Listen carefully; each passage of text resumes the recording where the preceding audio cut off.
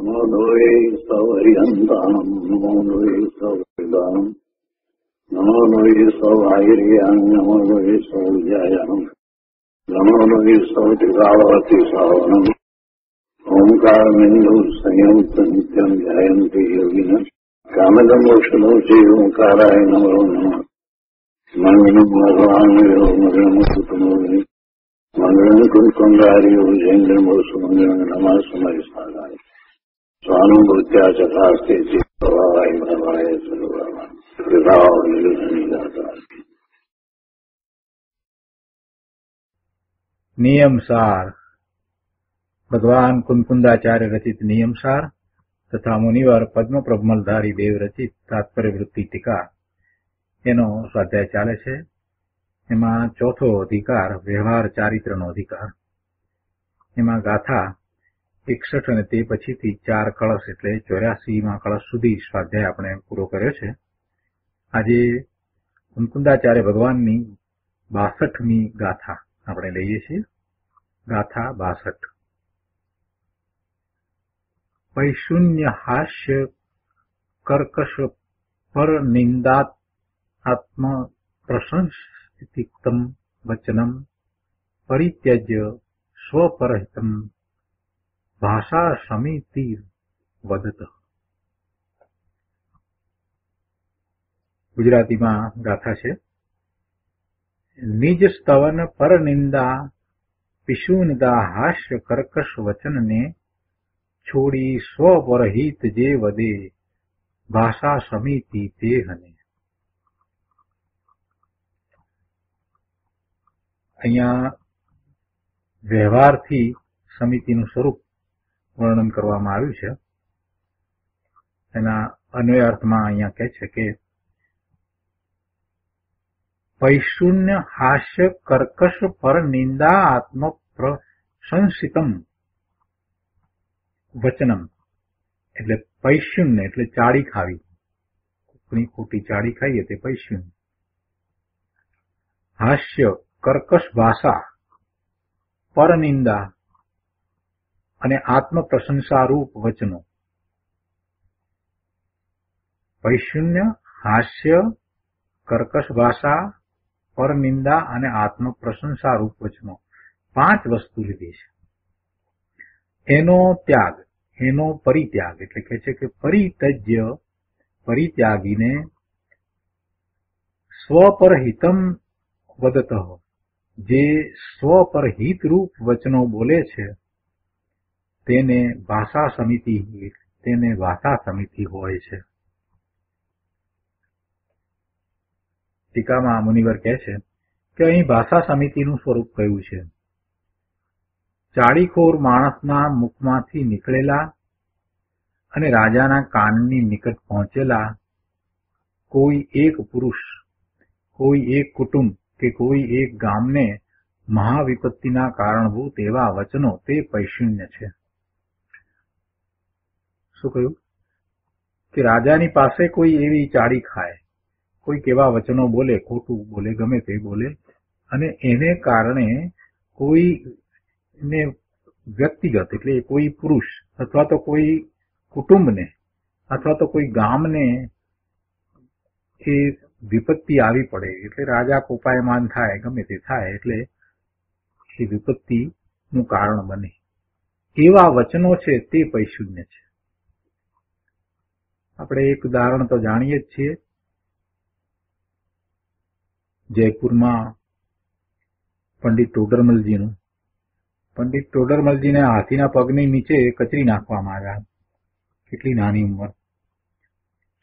હવે એ પંડિત ટોડરમલજી વધારે સમય જીવ્યા હોત તો કેટલું મોટું જૈન દર્શનનું કામ કરીને જાત. ઘણું કાર્ય કર્યું છે. તે છતાંય કે કેમ કચરી નાખવામાં આવ્યા? એ રાજા પાસે જેમનાથી એમની પ્રતિષ્ઠા સહન ન થઈ એટલે એમણે ખોટી ઉપચારી કાઢેલી વાત એમની વિરુદ્ધ કરી. પંડિતજી વિરુદ્ધ ખોટી વાત કરી અને એમને પછી રાજાએ મૃત્યુદંડની સજા કરી. આજે આ પૈશુનની વાત આવી એટલે એ વાત યાદ આવે છે. કરી દે કેવું આપણા બધાનું દુર્ભાગ્ય એમ કહેવાય કે આવા પંડિત ચોડરમલી જેવા વિદ્વાન સમ્યક દ્રષ્ટિ પંડિત એને હાથીના પગ નીચે કચી નાખવામાં આવે. માત્ર એટલું જ કારણ, માત્ર એટલું જ કે એમની પ્રશંસા અને એમનો પ્રભાવ ને એ બધું બીજાઓથી સહન ન થયું એટલે એમના વિરુદ્ધમાં ચાડી ચુગલી કરવામાં આવી. બીજું શું કરવામાં આવ્યું? અને રાજાએ પણ બહુ વિચાર કર્યા વગર આવી સજા કરી નાખી. એટલે આમાં બરાબર લખ્યું છે કે કોઈ એક વ્યક્તિને, એટલે કે એક કોઈ પુરુષને અથવા કોઈ એક કુટુંબને કે કોઈ એક ગામને મહાવિપત્તિના કારણભૂત એવા જે વચનો એ આ પૈશુન્ય છે. ચાડીખોર માણસના મુખમાંથી નીકળેલા એવા આ વચનો. અને એ પછી એ વખતમાં રાજા હતા તો રાજાની સમીપ પહોંચ્યા, એમના કાને પડ્યા હોય. અત્યારે જે કઈ રાજ્ય કરતા હોય અથવા તો જે હોય ગવર્મેન્ટના માણસો કે ગમે તે જે કોઈ હોય એની પાસે એના કાને પડે અને ગમે તે રીતે જે સત્તામાં હોય એના કાને પડે અને એમ કોઈ નુકસાન કરે કે કઈ પણ રીતે, કોઈ પણ રીતે જેની એ વિષયની કાંઈક સત્તા ચાલી રહી છે તો એ રીતે બીજાનું નુકસાન કરે, બધું નુકસાન કરે. આ તે બધું જે કહેવાનું જે છે એ તો ખરેખર તો વ્યવહારથી જ કહેવાનું છે. વાસ્તવમાં તો કોઈ કોઈનું કાંઈ બગાડી શકતું જ નથી. જેવા પુણ્યના અને પાપના ઉદય હોય એ પ્રમાણે બધું પ્રાપ્ત થાય છે. પણ અહીંયા તો વ્યવહારથી વાત ચાલે છે. તો કહે છે કે પૈશુન્ય કોને કહેવાય? તો કે આવા ચાડીખોર માણસના મુખમાંથી નીકળેલા એવા વચનો કે જેને કારણે કોઈ વ્યક્તિને કે કુટુંબને કે ગામને કે કોઈ જિલ્લાને કે દેશને બધું જ આવી જાય, એને વિપત્તિનું કારણ થાય એ વચનો, એ પૈશુન્ય છે. પછી બીજું છે ક્યાંક ક્યારેક કાંઈક પરજનોના વિકૃત રૂપને અવલોકીને અથવા સાંભળીને હાસ્ય નામના નો કસાયથી ઉત્પન્ન થતું જરાક શુભ સાથે મિશ્રિત હોવા છતાં અશુભ કર્મનું કારણ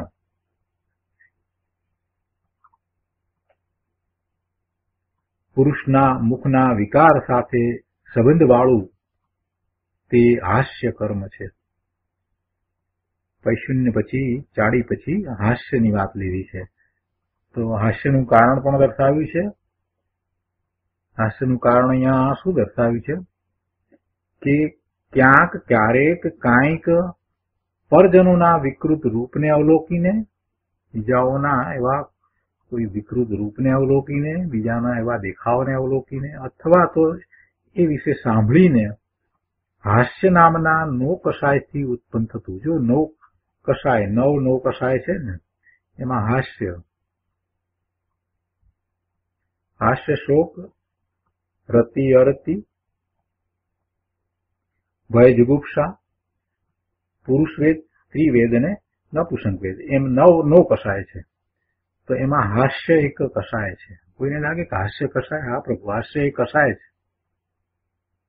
કેમ કે હાસ્યનું કારણ શું હોય છે? હાસ્યનું કારણ છે એ શું હોય? એક તો પરના લક્ષ્ય હોય, અને પરના લક્ષ્ય પણ ભાવરૂપ કઈ નથી હોતું. એમાં તો મસ્કરીનો ભાવ હોય, એટલે એ કઈ પુણ્યબંધનું કારણ નથી થતું, પાપ બંધનું કારણ થાય છે. એ કસાય છે હાસ્ય. ઠઠ્ઠા મસ્કરી હાસ્ય, કોકનું એમાં અપમાનનો ભાવ પણ ઘણી વાર આવે સમાતો હોય, એટલે એ કસાય છે. જ્ઞાનીના મુખ પર પ્રસન્નતા હોય. પ્રસન્નતા જુદી વસ્તુ છે અને હાસ્ય જુદી વસ્તુ છે. જ્ઞાની મહાપુરુષોના મુખ પર પ્રસન્નતાનો ભાવ હોય, કેમ કે પોતે કૃત્ય થયા છે ને તો પ્રસન્નતાનો ભાવ હોય. આપણે બધાને માટે એક જ શબ્દ વાપરીએ છીએ, પણ સમજીને શબ્દ વાપરવા જોઈએ. એમ કહીએ છીએ ને કે ભાઈ એ તો હસતા જ હોય. ભાઈ હસતા ન હોય, એ પ્રસન્ન હોય. હસવું જુદી વસ્તુ છે અને પ્રસન્નતા જુદી વસ્તુ છે. પોતાને અંદરમાં દુઃખ હોય, પીડા હોય, તે છતાંય મુખ ઉપર પ્રસન્નતા રહે. કેમ કે અંદરમાંથી આવતા સુખનો અનુભવ થયો છે અને આ જે પીડા છે એ બહારમાં જુદી છે. એમ અનુભવે છે. એટલે જ્ઞાની હંમેશા પ્રસન્ન ચિત્ત જ હોય છે. એટલે મુખ પર પણ એવી રેખાઓ પ્રસન્નતાની દેખાતી હોય, શાંત પ્રસન્ન હોય. એટલે એ પ્રસન્નતા જુદી વસ્તુ છે અને આ હાસ્ય એ જુદી વસ્તુ. હાસ્ય તો કસાય છે, નો કસાય છે. એમાં તો કારણ કેવું કહ્યું કે પરજનના વિકૃત રૂપને અવલોકીને અથવા તો પરજનના વિકૃત રૂપ સંબંધી વાત સાંભળીને આપણે હસીએ છીએ, ત્યારે ઠઠ્ઠા મસ્કરી કરીને જોરથી હસીએ છીએ. એનું કારણ શું હોય છે? કાંઈક એવું જ હોય છે ને, વિકૃતિને અવલોકીને અથવા તો સાંભળીને. હાસ્ય નામના નો કસાયથી ઉત્પન્ન થતું જરાક શુભ સાથે મિશ્રિત હોવા છતાં અશુભ કર્મનું કારણ છે. અશુભ કર્મનું કારણ છે, પાપ બંધનું કારણ છે. જે પુરુષના મુખના વિકાર સાથે સંબંધ વાળું તે હાસ્ય કર્મ છે. કેમ કે હાસ્યમાં જે હાસ્ય કરે છે એના મુખની આકૃતિ પણ એ રીતે બદલાય છે ને, હસે છે ત્યારે કેવું મોડું થાય છે. એટલે કે છે પુરુષના મુખના વિકાર સાથે સંબંધ વાળું તે હાસ્ય કર્મ છે. એ પછીથી કહે છે કે કાનના છિદ્રની નજીક પહોંચવા માત્રથી જે બીજાઓને અપ્રીતિ ઉપજાવે છે તે કર્કશ વચનો છે. કાનના છિદ્રની નજીક પહોંચવા માત્રથી એ અવાજ માત્ર સંભળાય, એટલું સંભળાવા માત્રથી બીજાને અપ્રીતિ ઉપજાવે એવા એ વચનો એ કર્કશ વચનો છે.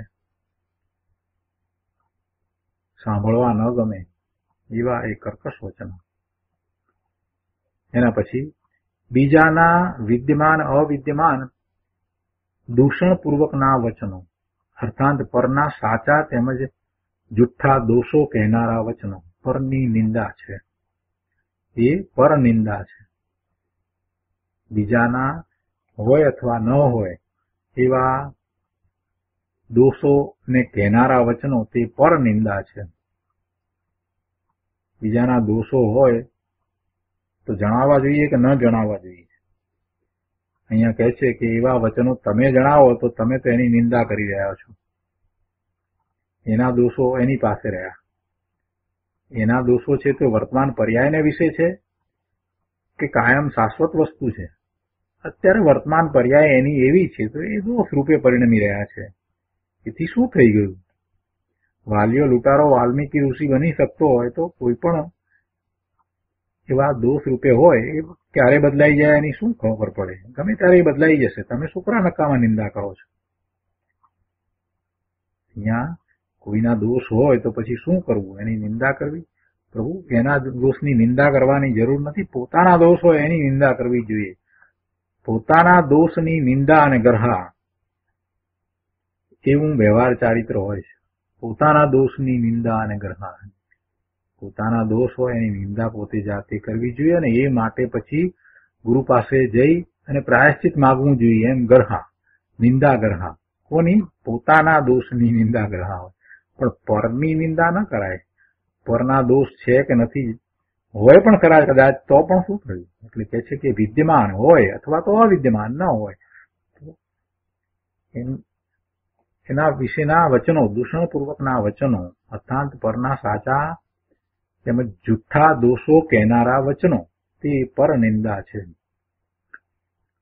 એના પછી છે પોતાના વિદ્યમાન અવિદ્યમાન ગુણોની સ્તુતિ તે આત્મ પ્રશંસા છે. પોતાના હોય અથવા ન હોય એવા ગુણોની સ્તુતિ હોય તો પણ એવી સ્તુતિ ન હોય તો એવી આત્મ પ્રશંસા હોય નહીં. આ બધા અપ્રશસ્ત વચનો પરિત્યાગીને સ્વ તેમજ પરને શુભ અને શુદ્ધ પરિણતિના કારણભૂત વચનો તે ભાષા સમિતિ છે. આ વ્યવહારથી ભાષા સમિતિની વ્યાખ્યા થઈ. આવી ભાષા સમિતિ હોય. આ બધા અપ્રશસ્ત વચનો, અશુભ વચનો, અપ્રશસ્ત વચનો, આવા પ્રકારના 5 પ્રકારના જે વચનો કયા તેવા વચનો પરિત્યાગીને, પૂરેપૂરી રીતે ત્યાગીને સ્વ તેમજ પરને શુભ અને શુદ્ધ પરિણતિના કારણભૂત વચનો તે ભાષા સમિતિ છે. જેમ ઈર્યા સમિતિમાં જોઈને ચાલવું હતું એવી રીતે આમાં સંભાળીને બોલવું. અને આ 5 પ્રકારના જે વચનોના દોષ જે કહ્યા એવા દોષો રહિત વચન બોલવા. શુભ અને શુદ્ધ પરિણતિના કારણભૂત એટલે નિમિત્ત કારણ. કઈ કોઈ પણ વચન આપણે બોલીએ તો એને કારણે કોઈને શુદ્ધ પરિણતિ થઈ જાય કે શુભભાવ થઈ જાય એમ બનતું નથી. નિમિત્ત કારણ થાય. છતાંય આપણા વચનો સ્વ તેમજ પરને, પોતાને તેમજ પરને શુભ અને શુદ્ધ પરિણતિના નિમિત્ત થાય. એટલે એમ નિમિત્ત કારણભૂત થાય એવા વચનો બોલવા. અને પેલા 5 પ્રકારે જે દોષ વાળા વચનો છે એ ન બોલવા. આનું નામ ભાષા સમિતિ છે. હવે આ ભાષા સમિતિ ખરેખર તો શું છે? એ વિકલ્પ છે. એ વિકલ્પ છે. કેમ કે વાણી તો જડ છે. વાણી તો જડ છે, પૂતગળ છે. આત્માને ક્યાં વાણી છે જ? આત્માને વાણી તો નથી. તો પછી આ વાણી, બોલવું, વચન એને માટે આ વાત કેમ કરી?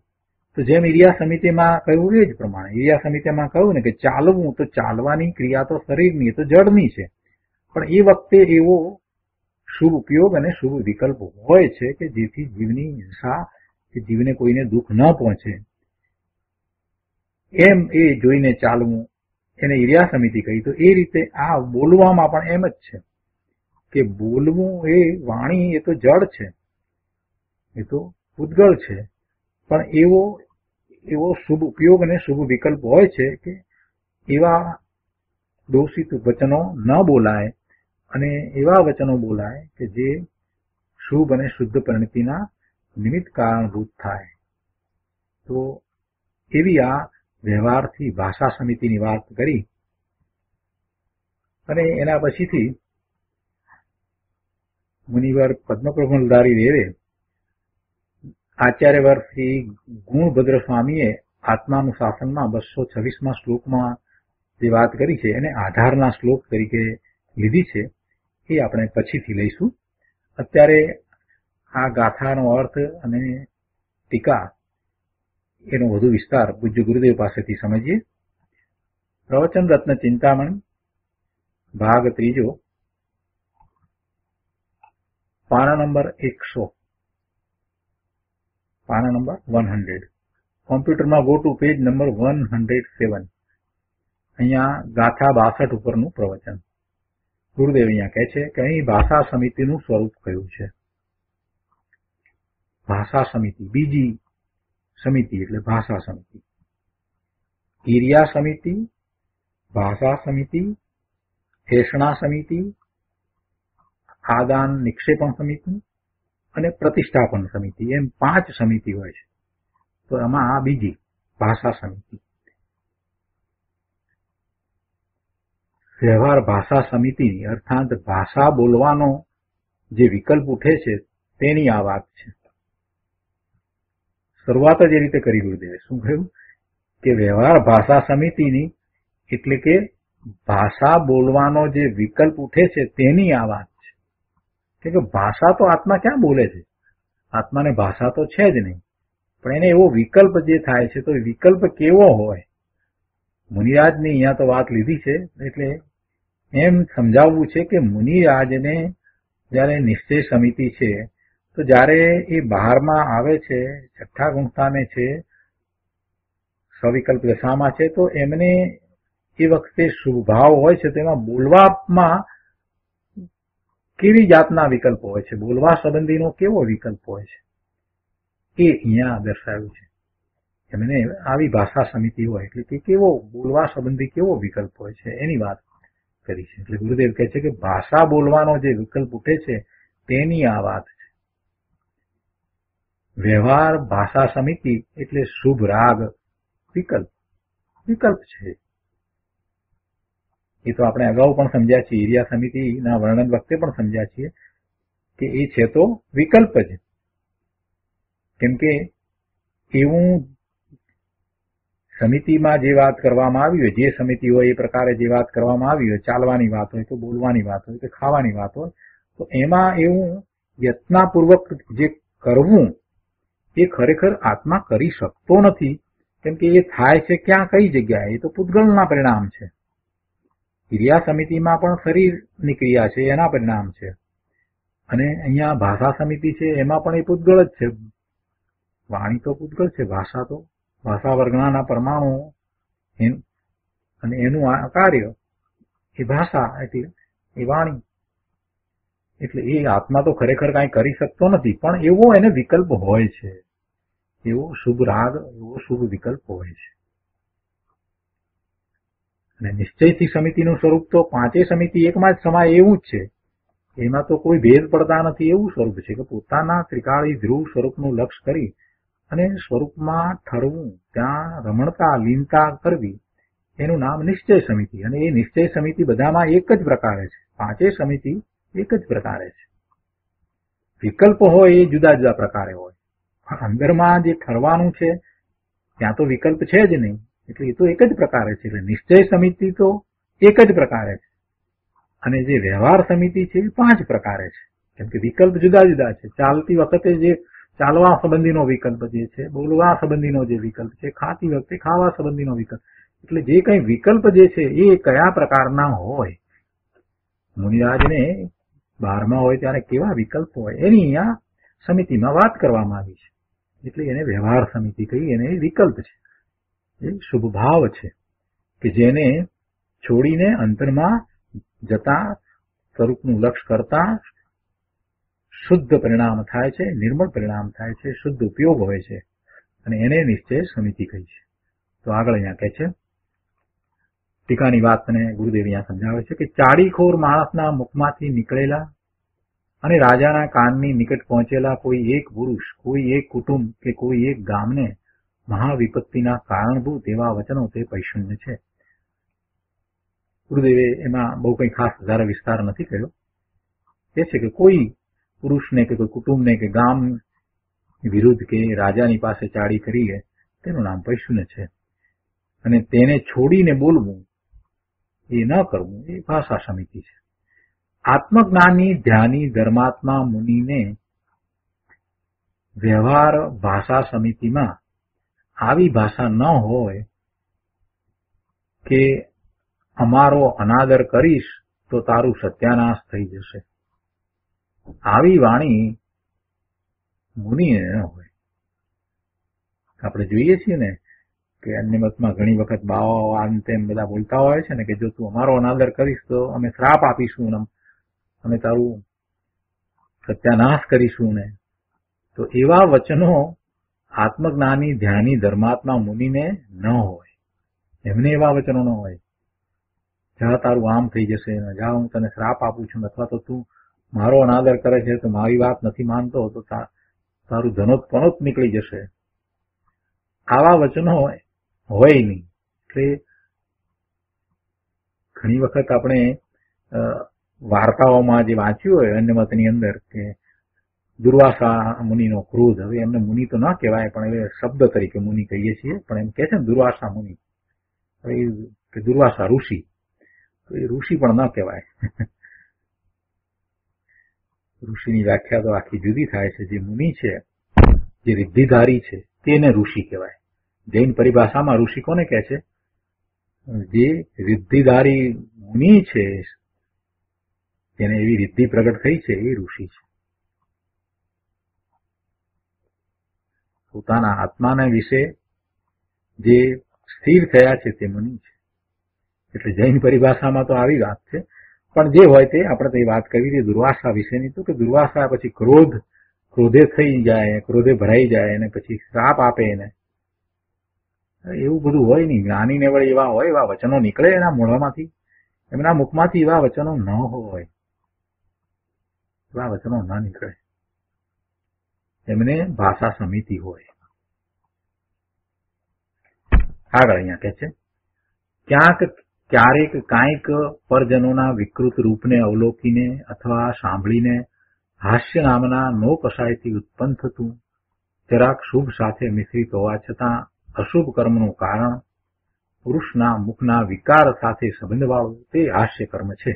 એને સમજાવતા ગુરુદેવ કહે છે કે જો અહીંયા કહ્યું કે ક્યારેક કોઈ વખતે બીજાનું સહજ રૂપ હોય તેનાથી સહેજ ફેરફાર દેખીને એનું કંઈક બીજું રૂપ હોય તો એને અવલોકીને અથવા એના વિશે સાંભળીને જે હાસ્ય થાય છે તો એવા હાસ્ય મુનિને નથી હોતા. મુનિને એવા હાસ્ય હોતા નથી, એવી મશ્કરી, બીજાની મશ્કરીનો ભાવ પણ હોતો નથી. મુનિરાજ એવી મશ્કરી ન કરે. કોઈ કરતા હોય તો એમાં પણ સાથે જોડાય નહીં.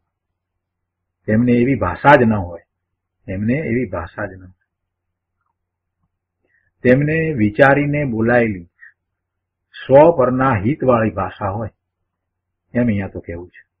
એટલે આ રીતે મુનિરાજ પૈશુન્ય અને મશ્કરી ન કરે, પૈશુન્ય પણ ચાડી પણ ન કરે, મશ્કરી પણ ન કરે, એવું હાસ્ય પણ એમને ન હોય.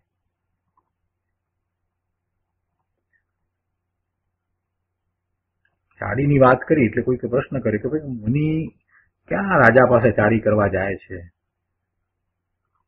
તો પછી અહીંયા એની વાત લીધી હશે મુનિરાજની. કેમ અહીંયા વાત લીધી હશે? તો કઈ ચાડી કરવા જવાના જ ન હોય ને.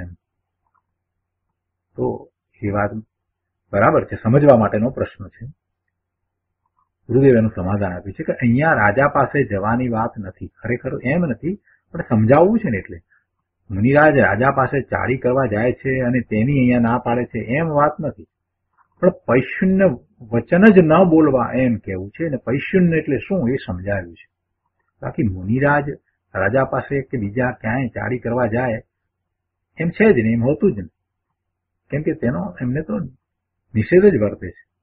અહીંયા મુનિને કહે છે કે બીજાને, કોઈ પુરુષને, કોઈ કુટુંબને કે કોઈ ગામને નુકસાન થાય તેવું બોલવું નહીં, તેમજ હાસ્ય મશ્કરી થાય તેવું બોલવું કરવું નહીં. જો કે મુનિરાજ આવું કરે, ચાડી કરવા જાય કે હાસ્ય કરે, એ તો પ્રશ્ન જ અહીંયા નથી. પણ ધર્માત્મા મુનિરાજને આ પૈશુન્ય વાળું વચન નથી હોતું અને એવા હાસ્ય નથી હોતા, એ વાત અહીંયા તો કરી છે. અને એના ઉપરથી બીજાઓએ બધાએ સમજવાનું છે. કે આ પૈશુન્ય અને હાસ્યની જે વ્યાખ્યા કરી એ પ્રમાણે પૈશુન્ય કે હાસ્ય એ હોય નહીં, એ હોવા ન જોઈએ. અને એવી ભાષા સમિતિ સૌને હોવી જોઈએ. અહીંયા એક સામાન્ય કથન છે અને આ વાત બધાને એટલે શ્રાવક આદિ માટે પણ છે. શ્રાવક આદિ માટે પણ આ વાત છે. તો કહ્યું કે ધર્માત્મા મુનિને ભાષા સમિતિમાં પૈશુન્ય અને હાસ્ય મશ્કરીવાળા વચનો હોઈ શકે નહીં. એવા વચનો મુનિ બોલે જ નહીં. જેને નિશ્ચય સમિતિ હોય તેને જ આવી વ્યવહાર સમિતિ હોય. અને તે વ્યવહાર સમિતિનું અહીંયા વર્ણન ચાલે છે. પણ એમાં સમજી લેવું કે આ જે વ્યવહાર સમિતિનું વર્ણન ચાલે છે એને નિશ્ચય સમિતિ છે. નિશ્ચય સમિતિ એટલે કે પોતાના ત્રિકાળી ધ્રુવનું લક્ષ્ય કરી અને ત્યાં એકાગ્રતા કરી અને રમણતા, પોતાના સ્વરૂપને વિશે રમણતા, લીનતા, એવી નિશ્ચય સમિતિ હોય. અને એવી જેને નિશ્ચય સમિતિ છે એ જયારે નિર્વિકલ્પ ધ્યાનમાંથી, આનંદની દશામાંથી બહાર આવે છે અને સ્વવિકલ્પ હોય છે તો એને કેવા વિકલ્પ હોય છે એની અહીંયા તો વાત ચાલે છે. એના પછીનું ત્રીજું, કાનના છિદ્રની નજીક પહોંચવા માત્રથી જે બીજાઓને અપ્રીતિ ઉપજવે છે તે કર્કશ વચનો છે. કર્કશ શબ્દો પણ ધર્માત્મા મુનિ બોલે નહીં. ગમે તેવી ભાષા, કર્કશ ભાષા બોલે નહીં. તોછડી ભાષા પણ હોય નહીં, કર્કશ પણ ન હોય. મુનિના વચનો મધુર હોય. તમે ગુરુદેવની ભાષા સાંભળો, કેવી મધુર હોય છે. ગમે તેટલી વાર પ્રશ્ન પૂછવામાં આવે છતાંય ગુરુદેવ ક્યારેય કોઈ ઉપર ગુસ્સે થઈ અને તોછડાઈપૂર્વક બોલ્યા હોય એવું તમને ક્યારેય લાગ્યું છે? ક્યારેય નહીં બને, એવું હોય નહીં. કેટલા ભાવથી, પ્રેમથી સમજાવે. નાના બાળકને ન સમજ પડતી હોય ને આપણે સમજાવીએ એવી રીતે સામે બેઠેલાને અભ્યાસ નથી, સમજ નથી તો એને સમજાવે. અને પાછું એમ પણ કહે કે ભાઈ અભ્યાસ કરવો જોઈએ, એમ પણ કહે. પણ છતાંય એમ નહીં કે જાઓ વાંચીને આવજો, કાલે આવજો વાંચીને પછી વાત કરશું. આવા હાલ્યા આવે છે એવું બોલે છે કોઈ દિવસ ગુરુદેવ? કોઈ દિવસ નથી બોલતા.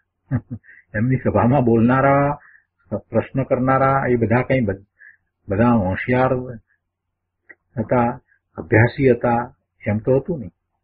અનેક પ્રકારના પ્રશ્નો થયા હોય તે છતાંય તમે બધા પ્રવચનો સાંભળો તો તમને ખબર પડે કે કેટલાય લોકોએ એવા પ્રશ્નો પૂછ્યા છે કે જેથી કરીને ઘણીવાર આપણને પણ કંટાળો આવે વારંવાર એ સાંભળીને કે આવા પ્રશ્નો કરીને આ નકામો સમય બગાડે છે એમ આપણને એક સમયે થઈ જાય.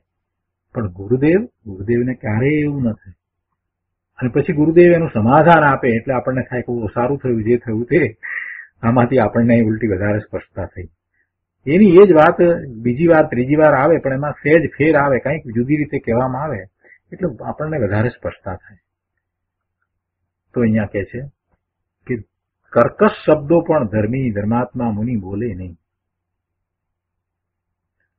અહીંયા ભાષા બોલવાની વાત નથી, કેમ કે આત્મા કઈ ભાષા બોલી શકતો નથી. ભાષા તો ભાષાના કારણે નીકળે છે. એ તો ભાષા વર્ગના પરમાણુઓ જે છે એની એ પરિણતિ છે, એની એ પર્યાય છે, એનું એ કાર્ય છે. પરંતુ બોલવાના ભાવમાં કર્કશ વચન બોલવાનો વિકલ્પ એવો ભાવ મુનિને હોય નહીં. બોલવાનો ભાવ થયો છે તેમાં કર્કશ બોલવાનો ભાવ એમને થાય ને એવો વિકલ્પ ન હોય. એટલે અહીંયા તો વાત તો છે વિકલ્પની. એના પછી છે કે બીજાના વિદ્યમાન અવિદ્યમાન દૂષણપૂર્વકના વચનો અર્થાત પરના સાચા તેમજ જૂઠા દોષો કહેનારા વચનો તે પર નિંદા છે અને એવા વચનો મુનિ બોલતા નથી. બીજાના હોવાવાળા તથા ન હોવાવાળા અવગુણો કહેનારા વચનો તે પર નિંદા છે અને એવા વચનો બોલવાનો ભાવ મુનિને હોય નહીં, એવો વિકલ્પ મુનિને ન હોય. અને પાંચમું, પોતાના વિદ્યમાન અવિદ્યમાન ગુણોની સ્તુતિ તે આત્મપ્રશંસા છે.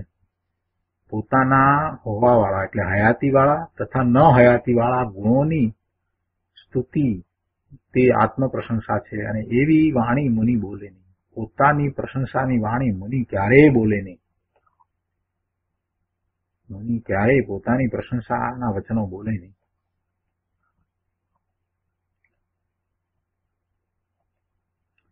એટલે કોઈએ ઊંધો પ્રશ્ન પૂછ્યો કે એવી વાણી મુનિ ન બોલે પણ શ્રાવક બોલે, એમ જ ને? ગુરુદેવ કહે છે કે શ્રાવક પણ એવી વાણી બોલે નહીં. બધાને લાગુ પડે છે. મુનિને જે લાગુ પડે છે એવા શ્રાવકને પણ લાગુ પડે જ છે ને.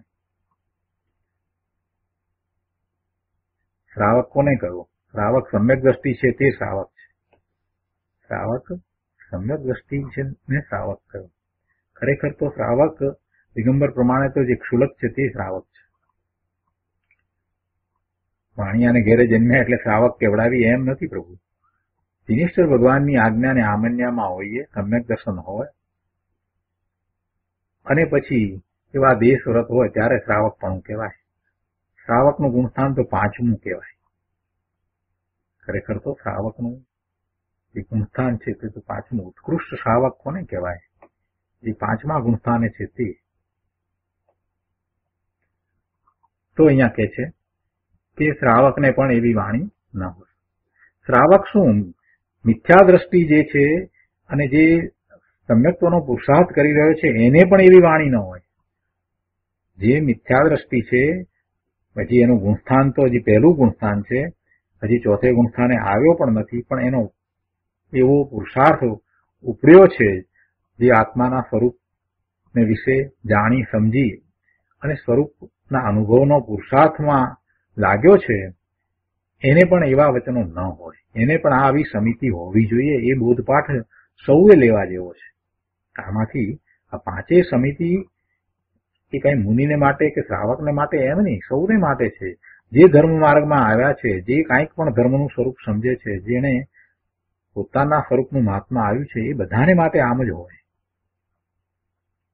તો આગળ કહે છે કે આ બધા અપ્રશસ્ત વચનો પરિત્યાગીને સ્વ તેમજ પરને શુભ અને અશુદ્ધ પરિણતિના કારણભૂત વચનો તે ભાષા સમિતિ છે. આ બધા અપ્રશસ્ત વચનો, જે પાંચ પ્રકારના અપ્રશસ્ત વચનો પહેલાથી કયા, તે બધાનો ત્યાગ પૂર્ણપણે ત્યાગ એટલે પરિત્યાગીને સ્વ તેમજ પરને શુભ અને શુદ્ધ પરિણતિના કારણભૂત એટલે નિમિત્ત કારણભૂત વચનો તે ભાષા સમિતિ છે.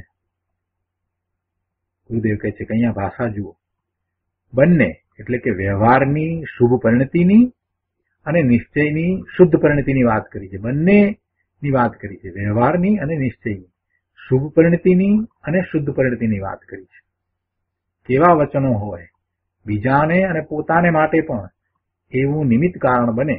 શેનું નિમિત્ત કારણ બને? શુભનું અને શુદ્ધનું નિમિત્ત કારણ બને એવા વચનો તે ભાષા સમિતિ છે.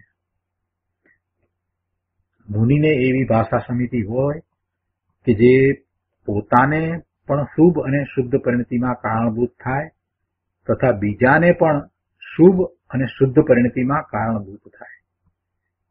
ભલે શુદ્ધ અને શુભ પરિણતિને કરે એ તો બીજો જીવ સ્વયં પોતે જ કરે, પણ છતાં પણ એને એ શુદ્ધ પરિણતિ થાય ત્યારે એમ કહેવાય કે આ નિમિત્ત કારણ હતું. એમ કહ્યું ને કે બીજાને પણ એ શુભ અને શુદ્ધ પરિણતિમાં કારણભૂત થાય એવા વચનો મુનિના હોય છે, એને વ્યવહાર ભાષા સમિતિ કહેવાય છે. તો હવે મુનિના જે વચનો જે છે એ બીજાને શુભ કે શુદ્ધ પરિણતિમાં કારણભૂત થાય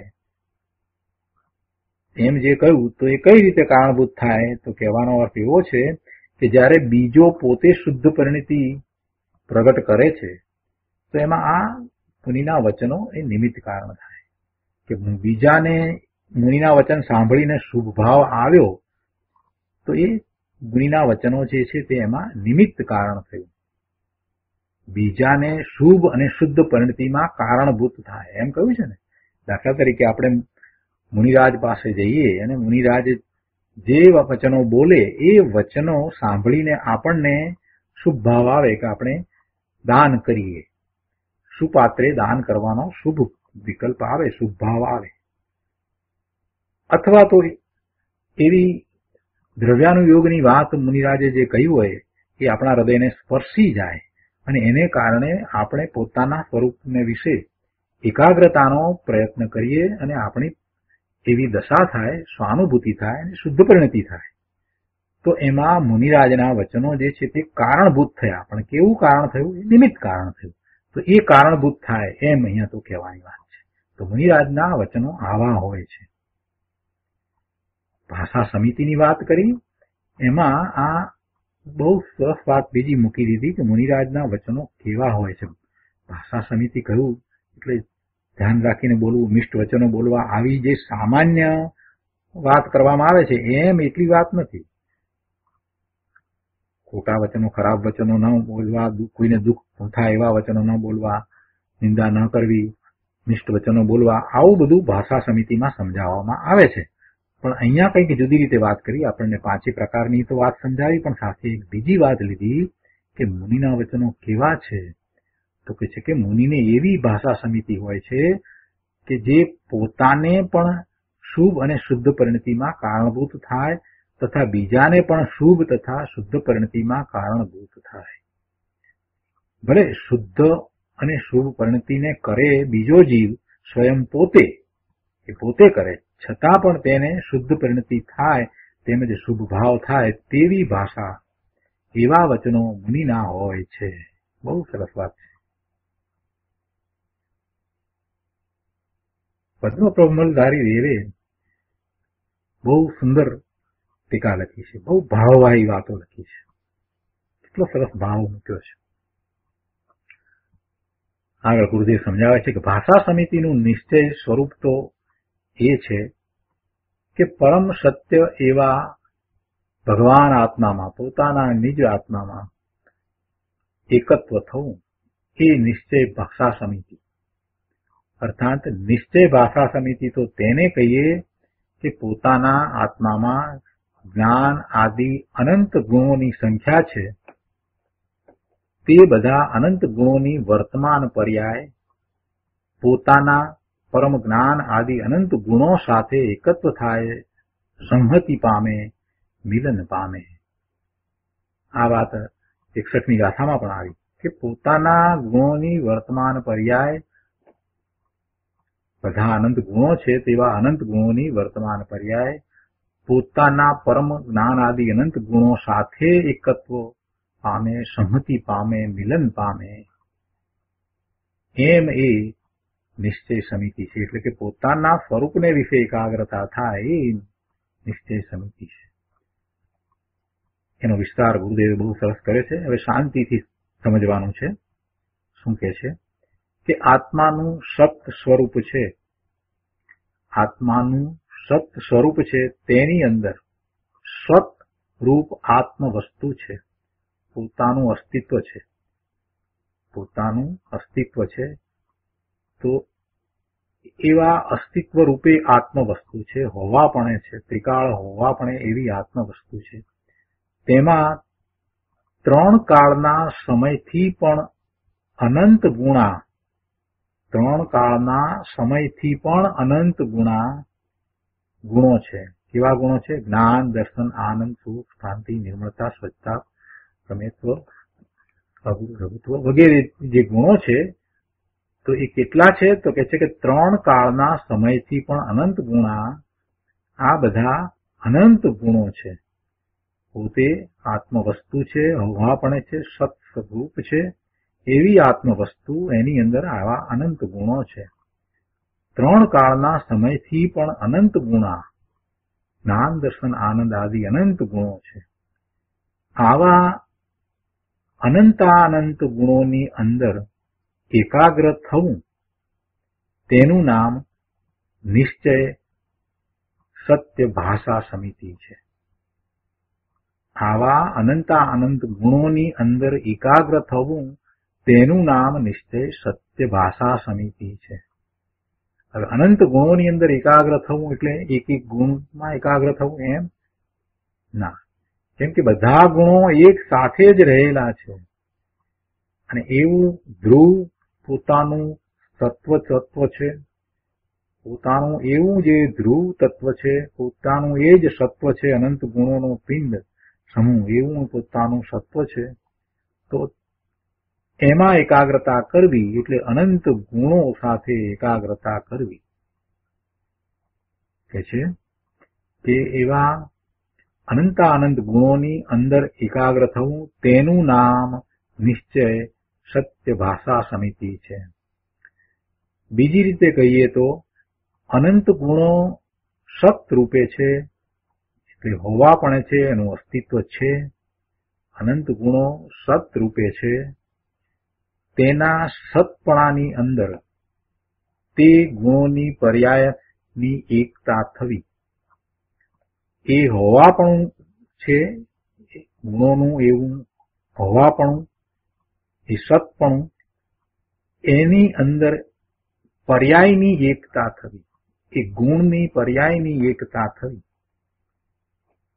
એક સમયની પર્યાય અનંત ગુણો સાથે એકત્વ થાય, પોતાની વર્તમાન જ્ઞાનની પર્યાય એ ગુણ સાથે એક રૂપ થાય. એટલે ગુણો સાથે એક રૂપ થાય, દરેક ગુણ સાથે એક રૂપ, એક એક કરીને થાય, ક્રમે થાય એમ નહીં, એક સાથે જ, કેમ કે ગુણોનો સમૂહ છે ને, એની સાથે એ એક રૂપ થાય. વર્તમાન જ્ઞાનની પર્યાય પોતાના ગુણ સ્વરૂપ ભગવાન આત્મા સાથે એક રૂપ થાય, એમ ગુણ સાથે પર્યાયની એકતા થવી, એને નિશ્ચય સમિતિ કહે છે.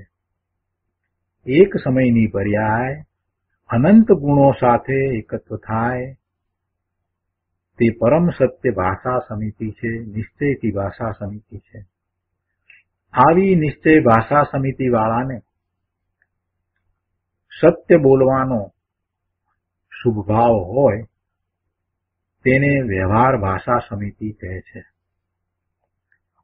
વ્યવહાર ભાષા સમિતિનું જે વર્ણન આવ્યું, એ એવો ભાવ, એવો વિકલ્પ, એવો શુભ ભાવ નિશ્ચય ભાષા સમિતિ વાળાને હોય છે. ગુરુદેવ કહે છે કે આવું ઝીણું તત્વ છે ભાઈ, આ રીતે વાત છે, વસ્તુ સ્થિતિ જ આવી છે ભાઈ. વિતરાગ તત્વ એવું છે કે લોકોને તેનો ખ્યાલ આવવો મુશ્કેલ પડે. વિતરાગ તત્વ ખૂબ અભ્યાસ દ્વારા, ખૂબ રુચિપૂર્વક જ્ઞાની પુરુષની નિશ્રાએ જો સમજવામાં આવે તો સમજાય એવું છે. અન્યથા એ નિશ્ચય આભાસી થઈ જાય, એમ માની લે કે આપણને બધી સમજણ પડી ગઈ છે, અથવા તો અભિમાનમાં આવી જાય એવું છે. એટલે પોતાની મતિ કલ્પનાએ કોઈ શાસ્ત્ર લઈને બેસી જાય ને પછી એમ કે અમને તો બધું આવડે, અમને સંસ્કૃત આવડે છે એટલે અમે તો આખી સંસ્કૃત ટીકા પણ વાંચી ને ગુજરાતી પણ વાંચ્યું, અમને બધી બરાબર સમજણ પડી ગઈ. ભાઈ ધીરો ખમ, તને ન સમજણ પડે. તને સમજાવનાર એવા જ્ઞાની મહાપુરુષ, સ્વાનુભૂતિ જેને થઈ છે એવા હોય તો જ એ તને જે ભાવ છે એને એ રીતે સમજાવી શકે. અન્યથા એ ભાવ તને બીજો કોઈ સમજાવે તો એવો ભાવ સમજાય પણ નહીં, ને તું તારી જાતે સમજવા બેસે તો પણ સમજાય નહીં. એટલા માટે અમે તો ઘણી વાર કહીએ છીએ કે ભાઈ આ જે સત્ય આપણા શાસ્ત્રમાં જે પડ્યું છે એને નકામાના અંગ્રેજીમાં ભાષાંતર કરવાના પ્રયોગો ન કરો તો સારું. કેમ કે એવા ભાષાંતર કરવાવાળા સમ્યક દ્રષ્ટિ નથી, પોતે પામ્યા નથી. એટલે જે ભાવ છે એને સમજ્યા વિના જે કાંઈ લખશે એ વાત આખી બદલાઈ જશે. ભાવને તોડી નાખશે, ભાવનું ખેદાન મેદાન કરી નાખશે. છતાં એ સમજ્યા વિના આપણા કેટલાક ભાઈઓ એમાં લાગી ગયા છે. અમારું તો એમ કહેવું છે કે જો આવા પરમ સત્યને પામવું હોય તો એ ભાષા શીખી લેવી જોઈએ. બધું શીખી શકે તો આ ભાષા કેમ ન શીખે? શીખી શકાય એવી વસ્તુ છે, એમાં કંઈ ન શીખી શકાય એવું નથી. અમારે મેડિકલ સાયન્સમાં જવું હતું તો અંગ્રેજી ભાષા અમે શીખી લીધી, એલોપેથીમાં જવું હતું તો અંગ્રેજી ભાષાનું એટલું જ્ઞાન અમે મેળવી લીધું, જરૂરી જ્ઞાન મેળવી લીધું, તો એલોપેથી બરાબર અભ્યાસ કર્યો મેં. એવી રીતે જે વિષયનું જ્ઞાન જે ભાષામાં હોય એ ભાષામાંથી જ પ્રાપ્ત કરવું જોઈએ. અને એમાંય ખાસ કરીને કે એવી ભાષા કે જેને કાંઈ એની સાથે નાવા નીચોવાના સંબંધ ન હોય એવી ભાષામાં તો ભાષાંતરો ક્યારેય કરવા ના જોઈએ.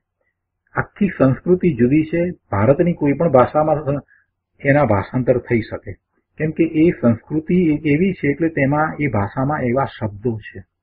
ગુજરાતી, હિન્દી, મરાઠી કે બંગાળીમાં એ શબ્દો છે કે જેથી કરીને એ અર્ધમાગધી કે સંસ્કૃતના ભાષાંતર થઈ શકે છે. પણ એ ભાષાંતર ઇંગ્લિશમાં કે ફ્રેન્ચમાં કે જર્મનમાં નથી થઈ શકતા, કેમ કે ત્યાં એ સંસ્કૃતિ નથી, એટલે એમને ત્યાં એ શબ્દોય નથી, એવા ભાવને માટેના શબ્દો પણ નથી. એટલે ભાવનું ભાષણ થઈ શકે નહીં. એવા નકામા શબ્દો મૂકી અને તમે વસ્તુને બગાડી નાખો છો, અને એને પછી એ ભાષાંતર વાંચનારાઓને તો એની મહત્તા નહીં આવે, એની મહત્તા નહીં આવે. અહીંયા તો વાત આપણે એ કરી રહ્યા છીએ કે અનંત ગુણો છે અને અનંત ગુણોની અંદર એકાગ્ર થવું એનું નામ નિશ્ચય ભાષા સમિતિ છે. અને બીજી રીતે કહીએ તો અનંત ગુણો સતરૂપે છે, તેમાં સતપણાની અંદર તે ગુણોની પર્યાયની એકતા થવી, એક સમયની પર્યાય અનંત ગુણો સાથે એકત્વ થાય તે પરમ સત્ય ભાષા સમિતિ છે. અને આવી નિશ્ચય ભાષા સમિતિ વાળાને સત્ય બોલવાનો શુભ ભાવ વિકલ્પ હોય તેને વ્યવહાર ભાષા સમિતિ કહે છે. ગુરુદેવે કહ્યું કે આ ઝીણું તત્વ છે. આ ઝીણું તત્વ કહ્યું એના ઉપરથી અમને તો વિકલ્પ આવ્યો એટલે વાત કરી કે આવી વાત છે, આવી સૂક્ષ્મ વાત છે, ને એમાં જે ભાવ ભર્યા છે એ ભાવને તમે કેવી રીતે બીજાને આપો? તો ગુરુદેવ જેવા જ કે કૃપાળુદેવ જેવા જ એ ભાવને આપણા સુધી પહોંચાડી શકે. એટલે ગુરુદેવ કહે છે કે એનો ખ્યાલ આવવો મુશ્કેલ છે. ખૂબ અભ્યાસ જોઈએ, ખૂબ રુચિ જોઈએ, અને સામે સમજાવનારા પણ એવા જ હોવા જોઈએ. એટલા માટે ગુરુની નિશ્રાએ તત્વ સમજાય છે એમ કહેવાય છે. આપણને તો 2 ગુરુ મળ્યા, ગુજરાતી ભાષામાં જ બધું આપ્યું, એનાથી મોટું બીજું જીવનમાં કોઈ સદભાગ્ય નથી. સૌથી મોટામાં મોટી જો આપણની પૂંજી હોય, સૌથી વધારેમાં વધારે કોઈ મોટામાં મોટી આપણને મૂલ્યવાન વસ્તુ ચીજ પ્રાપ્ત થઈ હોય તો એ છે કે આપણને ગુજરાતી ભાષા આવડે છે, બહુ સારી રીતે આવડે છે, અને ગુજરાતી ભાષાની અંદર જગતનો અમૂલ્ય ખજાનો પડ્યો છે, જે બીજી કોઈ ભાષામાં અત્યારે નથી, સંસ્કૃત અને અર્ધમાગધીને બાદ કરતા. કારણ કે સંસ્કૃત ને અર્ધમાગધીની અંદર તો બધું પડ્યું છે, પણ તે પછીથી ભારતની કોઈ ભાષાની અંદર જો આવો અમૂલ્ય ખજાનો હોય તો બધી ભાષાઓમાં છે, પણ વિશેષતાથી ગુજરાતીમાં છે. કેમ કે બે મહાપુરુષો આ કાળને વિશે જે કંઈ આપણને આપી ગયા તે બધું ગુજરાતીમાં આપી ગયા, અને એના ભાષાંતર હિન્દીમાં થયા, મરાઠીમાં થયા, કન્નડમાં પણ થયા. બેનશ્રીના વચનામૃતના ભાષાંતર ઘણી ભાષામાં થયા, પણ બધી ભારતની ભાષામાં થયા. એટલે એમાં જે ભાવ જે છે, સંસ્કૃતિ એની એ જ છે, એટલે જે ભાવ છે એ ભાવને ત્યાં આપી શકાય. આવી વાત છે. એટલે ગુરુદેવે અહીંયા એ વાત કરીને કે એવું તત્વ છે કે જે લોકોને તેનો ખ્યાલ આવવો મુશ્કેલ પડે, તો એના ઉપરથી આ વાત લીધી છે. જુઓ શું કહે છે કે જે વિકલ્પ છે તે તો પોતે પોતાને જાણતો નથી. જો નવી વાત છે, શાંતિથી સમજવા જેવી વાત છે. જે વિકલ્પ છે તે તો પોતે પોતાને જાણતો નથી, તેમજ પરને પણ જાણતો નથી. વિકલ્પ કાંઈ જાણતો નથી, વિકલ્પ જ્ઞાન કરતો નથી. આપણને જે વિકલ્પ થાય છે એ વિકલ્પ જ્ઞાન કરતો નથી. જ્ઞાન કરવા વાળું જે જ્ઞાન છે એ વિકલ્પથી જુદું છે. પોતે જ્ઞાન કરે છે, પણ વિકલ્પ પોતે પોતાને જાણતો નથી, તેમજ પરને પણ જાણતો નથી. તે પર આત્મા વડે જણાય છે. માટે એવા વિકલ્પ દ્વારા નિજ સ્વરૂપમાં એકાગ્રતા ન થાય. શા માટે વિકલ્પ દ્વારા નિજ સ્વરૂપમાં એકાગ્રતા નથી થતી? કેમ કે વિકલ્પ જાણતો નથી, પોતાને પણ જાણતો નથી અને પરને પણ જાણતો નથી. એટલે વિકલ્પ દ્વારા નિજ સ્વરૂપમાં એકાગ્રતા ન થાય, પણ તેની એક સમયની જ્ઞાનની પર્યાય દ્વારા, એટલે તેની એટલે આત્માની વાત છે, આત્માની એક સમયની જ્ઞાનની પર્યાય દ્વારા, ચાહે તો તે પર્યાય એક સમયની સમ્યક મતિની હો કે શ્રુતની હો, પણ તે દ્વારા, એ જ્ઞાનની પર્યાય દ્વારા નિજ સ્વરૂપમાં એકાગ્રતા થાય. આવી એક સમયની સમ્યક મતિ કે શ્રુતની પર્યાય જેવી અન્ય ગુણોની અનંતી પર્યાય, આ જ્ઞાનની પર્યાય લીધી, એવી રીતે બીજા બધા ગુણો છે, દરેક ગુણની પર્યાય લઈએ એટલે અનંત પર્યાય થાય.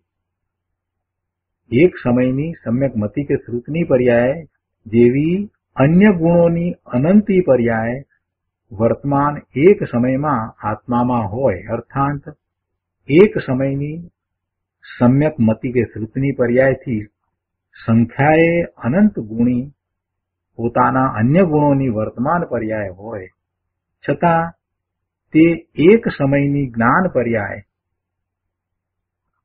તેનાથી સંખ્યાએ અનંત ગુણી બીજા અનંત ગુણોની પર્યાયને જાણે છે. એક સમયની એક જ્ઞાનની પર્યાય એ અનંત પર્યાયોને જાણે છે. તેનાથી સંખ્યાએ અનંત ગુણી બીજા અનંત ગુણોની પર્યાયને એ જાણે છે. તેમજ અનંત ગુણોમાં એકાગ્ર થઈને ગુણોને પણ જાણે છે. કોણ? એક સમયની જ્ઞાનની પર્યાય. જો એક સમયની જ્ઞાનની પર્યાયનું સામર્થ્ય ગુરુદેવને ઘણું ભાસ્યું હતું, એટલે વારંવાર આ વાત તો એમણે કરી છે કે એક સમયની જ્ઞાનની પર્યાયમાં આમ જણાય છે, તેમ જણાય છે કરીને વર્ણન કર્યા છે. અહીંયા પણ એ જ વર્ણન કર્યું છે. એનું મહાત્મા આપણને સમજાવ્યું છે. એમને આવ્યું હતું એટલે આપણને સમજાવ્યું છે. એટલે કે એક સમયની જ્ઞાન પર્યાય તેનાથી સંખ્યાએ અનંત ગુણી બીજા અનંત ગુણોની પર્યાયને જાણે છે અને અનંત ગુણોને પણ જાણે છે. બીજા અનંત ગુણોની પર્યાયને જાણે છે, તેમજ અનંત ગુણોમાં એકાગ્ર થઈને ગુણોને પણ જાણે છે. એવી સૂક્ષ્મ વાત છે. વિતરાગ માર્ગ આવો સૂક્ષ્મ છે. લોકોએ તેને સ્થૂળ કરીને માન્યો છે. એના સૂક્ષ્મ સ્વરૂપનો વિચાર નથી કર્યો, અભ્યાસ નથી કર્યો ને, એટલે એની સૂક્ષ્મતાનું ભાન નથી થયું. અભ્યાસ કરી અને એવા જ્ઞાની મહાપુરુષોની નિશ્રામાં એ સમજવામાં આવે, અને પછી એનો પૂર્ણપણે સ્વીકાર કરી આત્મસાત કરવામાં આવે અને એવો પુરુષાર્થ ઉપડે તો બધું સહેલું ને સહજ છે. પોતાની વાત છે તો પછી સહેલી ને સહજ હોય ને. લોકોએ જે રીતે માન્યો છે એ સ્થૂળ માન્યો છે એવા સ્વરૂપે નથી. ભગવાન આત્મા સૂક્ષ્મ સ્વરૂપ છે. આ એક સમયની જ્ઞાનની પર્યાય, એક આત્માનો ગુણ જ્ઞાન ગુણ અને એની એક પર્યાય, એક સમયની પર્યાય, એનું સામર્થ્ય કેટલું એનું સામર્થ્ય. કેવળ જ્ઞાનની એક સમયની પર્યાય જગત આખાના બધા જ પદાર્થોની ત્રણેય કાળની બધી જ પર્યાયને એક સાથે જાણે, યુગપત જાણે, એક સમયમાં જણાય. આવી જ્ઞાનની પર્યાય અને આવું જ્ઞાન, આવો જ્ઞાન ગુણ કે જેમાંથી આવી અનંત કેવળ જ્ઞાનની પર્યાયો થયા જ કરે, અનંત કાળ સુધી થયા જ કરે. એવો જ્ઞાન ગુણ આત્મામાં પડ્યો છે. સૌના આત્માને વિશે એવો જ્ઞાન ગુણ છે. એ જ પોતે જ્ઞાન સ્વરૂપ છે. હું ભગવાન આત્મા જ્ઞાન સ્વરૂપ છું ને આવો જ્ઞાન ગુણ, આવી સર્વજ્ઞતા મારામાં પડી છે અને એમાંથી આવી જ્ઞાનની એક એક સમયની પર્યાય કે જે એક સમયની પર્યાયમાં જગત આખાના બધા પદાર્થોની ત્રણેય કાળની બધી જ પર્યાયો જણાય એવું હું ભગવાન આત્મા છું. બહુ સુંદર વાત છે અહીંયા તો પ્રભુ આગળ કહે છે કે નિશ્ચય સત્ય ભાષા સમિતિની વાત છે ને, તો કહે છે કે જેનું એક સમયનું સત્યપણું છે એવી મતિશ્રુત જ્ઞાન પર્યાયની ત્રણ કાળના સમયથી અનંત ગુણા એવા અનંત ગુણો સાથે એકતા થતા વિતરાગતા થાય તેને ભાષાની નિશ્ચય સત્ય સમિતિ કહેવામાં આવે છે. અનંત ગુણો સાથે એકતા થાય છે.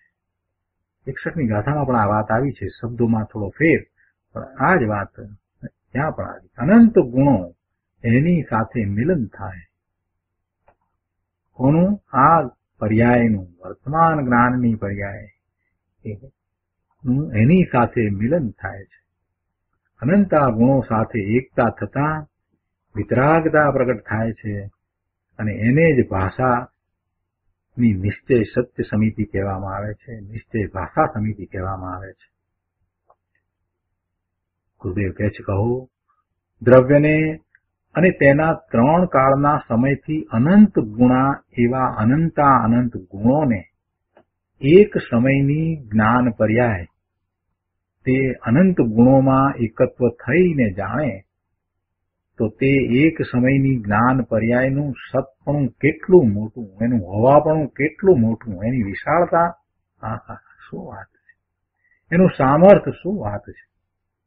એવી જ્ઞાનની પર્યાય સત એવા ભગવાન આત્મામાં ત્રણ કાળના સમયથી અનંત ગુણા એવા અનંત ગુણો સત રૂપે છે, હોવા રૂપે છે, કાયમ રહ્યા છે, ધ્રુવ છે. આવા અનંત ગુણોને એક સમયની પર્યાય જાણે, ગજબ વાત છે. તો તે એક સમયની પર્યાયને કે જે ત્રણ કાળના સમયથી અનંત ગુણા એવા અનંત ગુણોમાં એકત્વ થાય છે તેને નિશ્ચય સત્ય ભાષા સમિતિ કહેવામાં આવે છે. બહુ સરસ વ્યાખ્યા કરી છે ગુરુદેવે. તો આજનો સ્વાધ્યાય અહીંયા સુધી રાખીએ છીએ. વધુ વિસ્તાર આપણે આવતી વખતે લઈશું.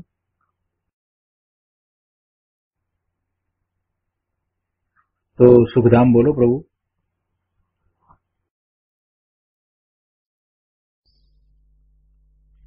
સુખધામ અનંત સુસંગ